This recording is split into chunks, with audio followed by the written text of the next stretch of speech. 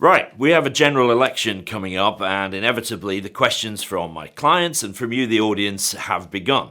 Should we, as investors, do anything in light of the general election announcement? Hi, and welcome back to the channel. My name is Pete Matthew. I'm a 26-year veteran chartered financial planner based here in the UK, and I've been making videos about personal finance for 14 years now.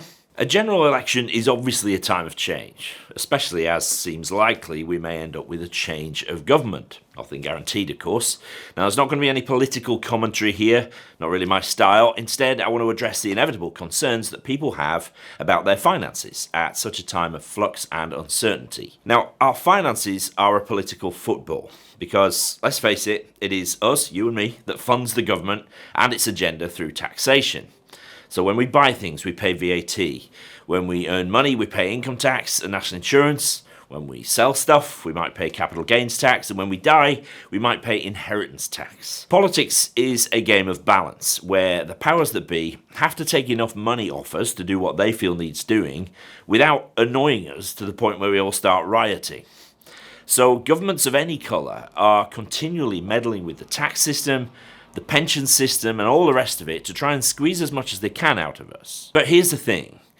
A general election is a short-term concern. We'll have a few weeks of campaigning and general acrimony. We'll all get sick of it very quickly. Just thank God we're not Americans, because that just takes months over there.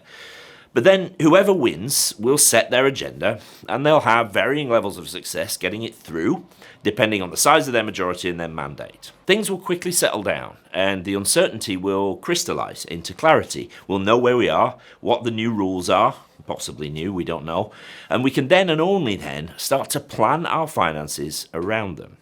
And until then, it just doesn't make sense to make any big financial decisions if we can help it. So deciding, for example, to crystallise your pensions in case Labour get in and reinstate the lifetime allowance, that's actually a pretty chunky personal bet on the election outcome.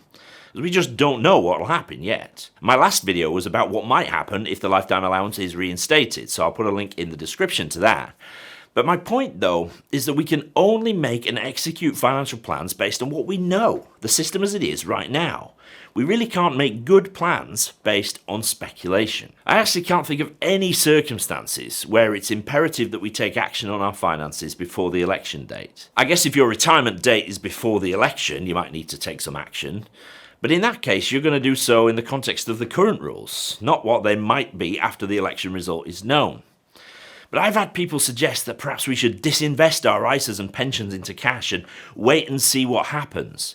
But this is never a good idea because it requires us to make two good decisions. One is when to come out of the markets, and the other is when to go back in.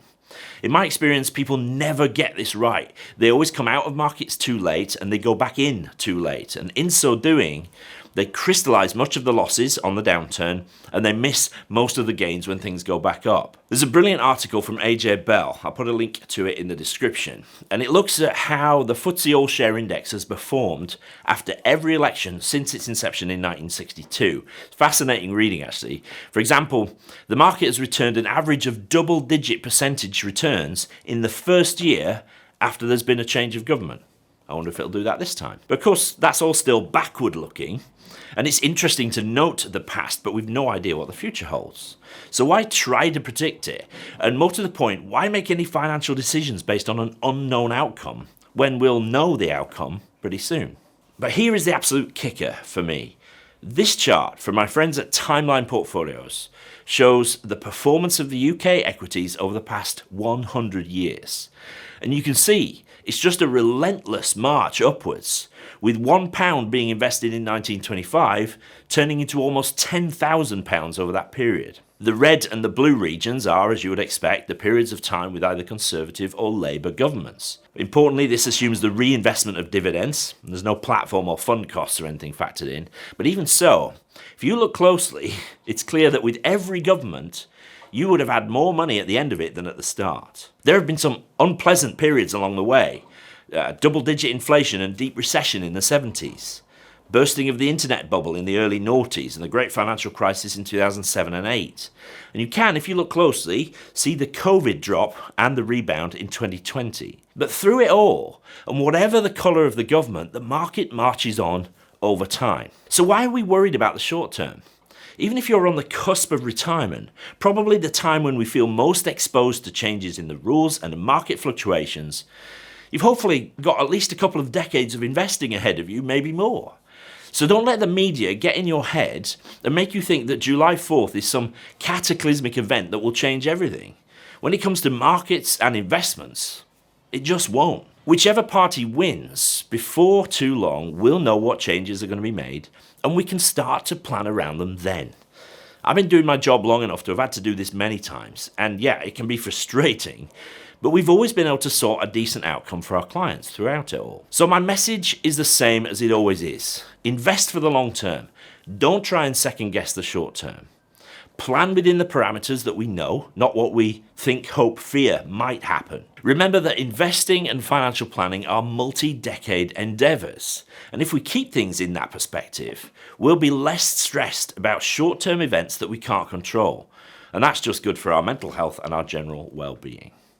Look, I hope that was helpful, folks. It's just a bit of a reminder of the golden rules of personal finance. Just hang in there for the long term and don't sweat the short term stuff. If it was helpful, please like the video and subscribe to the channel if you haven't already.